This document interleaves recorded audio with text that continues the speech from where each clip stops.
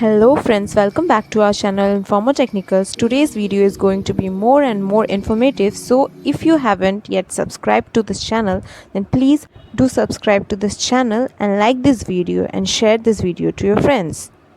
So today we are going to write a source code file to swap two numbers using a temporary variable or swap two numbers without using a temporary variable as well. So let's start with the program on our mobile phone. As you guys know, first of all we have to open CPP Droid. Then we are going to put here the header files. Hash include stdio.h. In the previous video I have already explained you what is the header files called.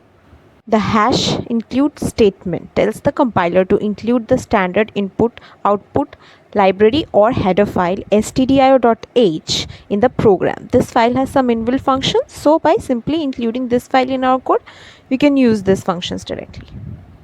And the next we are going to write here hash include conio.h, which stands for console input and output library or header file. Here are a number of varieties of header files are available in C programming language, such as the stdio.h, string.h, stdlib.h, conio.h, windows.h, dos.h, and mac.h, etc. I hope you guys know that there is no concept of object and class as in Java. Methods will be declared as function. The standard input-output header file contains functions for input and output of data like reading values from the keyboard and printing the results on the screen.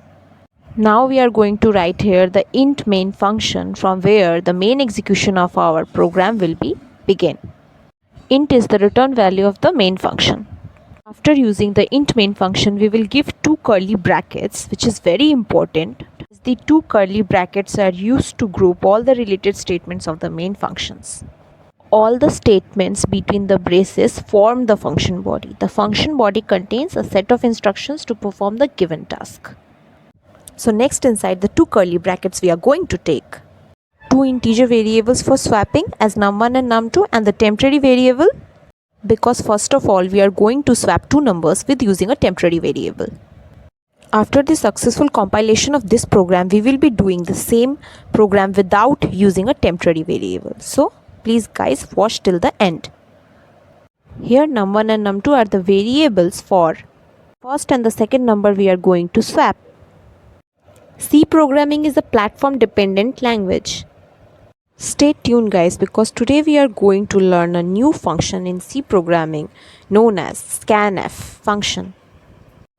Guys, the function Scanf stands for scan formatting and is used to read formatted data from the keyboard. This function takes a text stream from the keyboard, extracts and formats data from the stream according to a format control string, and then stores the data in specified program variables. So guys, inside the scanf function, the control string will be there. The control string specifies the type and format of the data that has to be obtained from the keyboard and stored in the memory locations pointed by the arguments. And the arguments are actually the variable addresses where each piece of data are to be stored. So guys, as you can see on the screen, we have already taken the variables for the first and the second number and the temporary variable. After that, we have given here the clear screen function, which helps to clear the screen. Then we are first going to give here the printf function.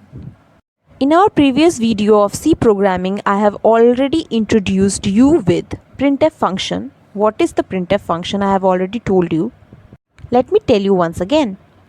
The printf function is defined in the stdio.h file and is used to print text on the screen. The message that has to be displayed on the screen is enclosed within double quotes and put inside the brackets. The message is quoted because in C, a text also known as a string or a sequence of characters is always placed between inverted commas. The \n is an escape sequence and represents a new line character. It is used to print the message on a new line on the screen.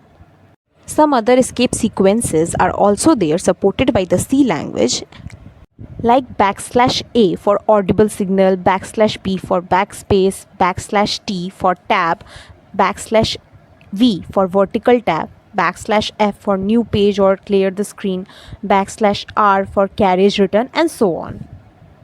We have written our message in the printf function, which is enter the first number. After that, we are going to use the scanf function, which is introduced to us in this video. The scanf function ignores any blank spaces, tabs, and new lines entered by the user. The function simply returns the number of input fields successfully scanned and stored. Just keep this in mind, friends. The scanf function is used to store values in memory locations associated with variables. And for this purpose, the function should have the address of the variables. And the address of the variable is denoted by an ampersand sign followed by the name of the variable. So guys, we have already discussed about the scanf function and its uses and properties. So now let's begin to write. So in the scanf function, inside the double inverted commas, we are going to write the format specifier for the integer value, which is %d. Note that the format specifier is different for the different data types. Some basic data types and their format specifiers in C programming language are data type integer with format specifier %d, data type float with format specifier %f, data type string with format specifier %s, data type char with format specifier %c, data type double with format specifier %ld, data type long with format specifier l. After that, we will put here the address of the variable as ampersand of num1. Ampersand of num1 denotes the address of the variable num1. When we will enter the first number as it is written in the printf function, then the address of the variable will store the number in the integer num1 as it is written in the fifth line. And now we will repeat this process for printing and storing the second number in num2 variable.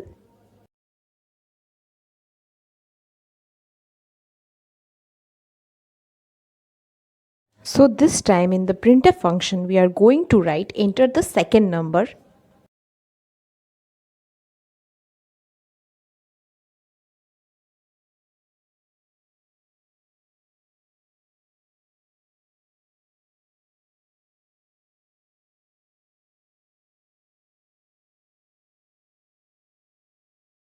Guys, note that we should not forget to give the \n as it represents the new line character, and if you will not give the \n, then it will throw an error during the execution of the program.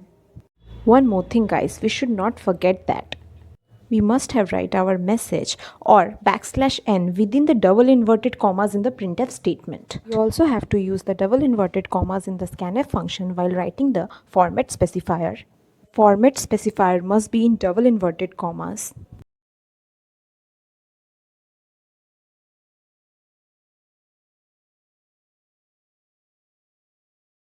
So again we are going to write here the scanf function. This time also we are going to use the format specifier d in the scanf function as our second variable is also an integer. This time we are going to give the variable address as ampersand of num2 because it is for the second variable. After that we are going to write here the temporary variable, which is temp. Here we are showing the logic to swap the numbers.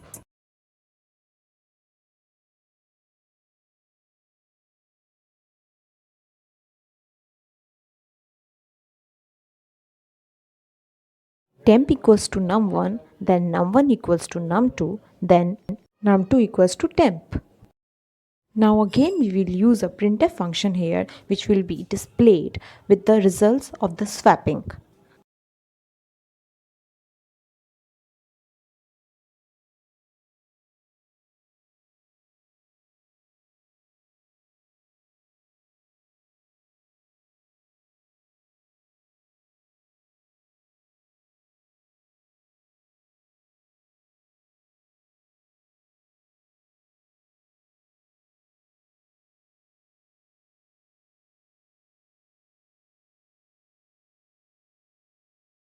So inside the double inverted commas followed by the \n, we have written here the first number is %d, comma num1.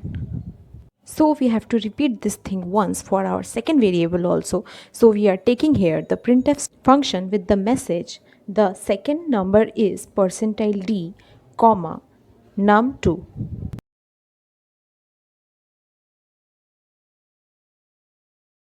Now we will use the return command that is used to return the value 0 to the operating system to give an indication that there were no errors during the execution of the program.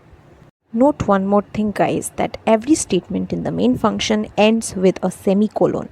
So now as we have written all the statements using the text editor, then save the file as swap.c. If you are a Windows user, then open the command prompt by clicking start, then run, and then typing command and click OK. So here first we have to click on the project, then we have to click on the save as option, then to device, and then we have to give the name of the file. Guys, don't forget to put the extension .c with the file name. If there are any mistakes in the program, then the compiler will tell you the mistakes you have made and on which line you made it. In case of errors, you need to reopen your .c file and correct those mistakes. So we have given here the name of the file as swap.c. Then we have to click here on the save option. And our program is compiled successfully. If everything is right, then no errors will be reported and your output screen will be displayed to you on your screen. So let's check the output of this program.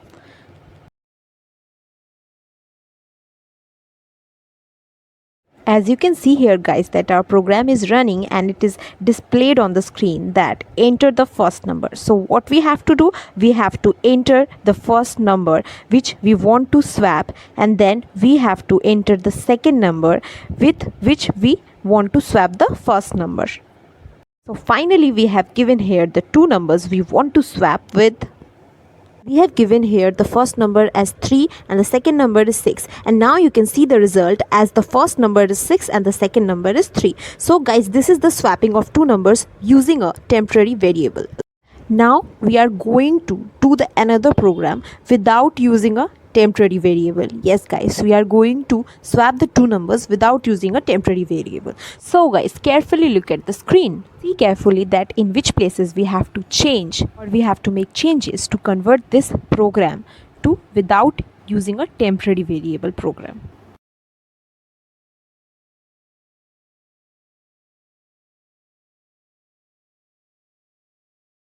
First we have to erase the temporary variable described in the first line of the main function. And we will also erase the temp variable from the logic of the program. We will erase the temp variable, and on the place of temp we will write here num1 plus num2. Then we have to put the semicolon to the end of the statement as the statement is within the main function. Then we have also made some changes in the line number 12. We have written here num2 equals to num1 minus num2. Then by moving to the third line of the program's logic, we are going to write here num1 equals to num1 minus num2. So now we are done guys. After this we don't have to make any changes in the program, and now we have to save the program for the compilation process, and then we have to run this program. So now we are saving this program in the device as the file name swap1.c. Now we will simply save this program. Once again guys, you don't have to forget to give the .c extension with your file name. So now guys, you can already see that our program is already compiled and no errors are shown by the compiler. So here is our output screen, and it is asking for the first number. So here we are giving the first number as 5 and the second number as 8. Now it swapped the numbers. The first number became 8 and the second number became 5. So I hope you guys understood that this program also doing the same job as the previous one. So this was a C program without using a temporary variable. So bye bye guys, and stay tuned with us to learn many more things like this.